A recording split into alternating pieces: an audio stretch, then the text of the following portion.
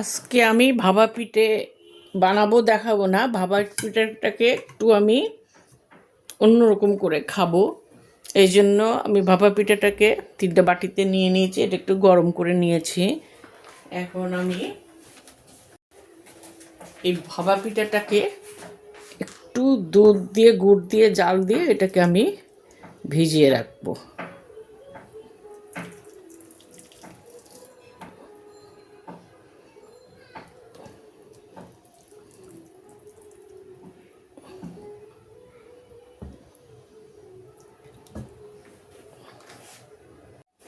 এর মধ্যে আমি কিছু কিশমিশ দিয়ে দিচ্ছি, উপরে ছড়িয়ে দিচ্ছি।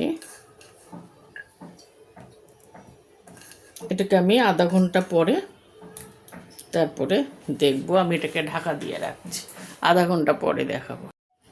আমি আধা ঘন্টা পরে এটা দেখলাম যে এখন এটার এই অবস্থা। আর একটু দুধ আছে, আমি এটার মধ্যে আর একটু ঢেলে দিই। এভাবে খেলে খুব মজা লাগে খেতে। আপনারা একটু ট্রাই করে দেখবেন, একদিন খাবেন এভাবে, দেখবেন যে খুবই মজা লাগে। ভাপা পিঠাটা কীভাবে দুধ দিয়ে, গুড় দিয়ে, জাল দিয়ে বা চিনি দিয়ে, আমরা তো চিনি খাই না, এই জন্য গুড়টা দিলাম। এভাবে একদিন খেয়ে দেখবেন কেমন লাগে। পছন্দ হলে লাইক দিয়েন, শেয়ার করেন। আল্লাহ হাফেজ।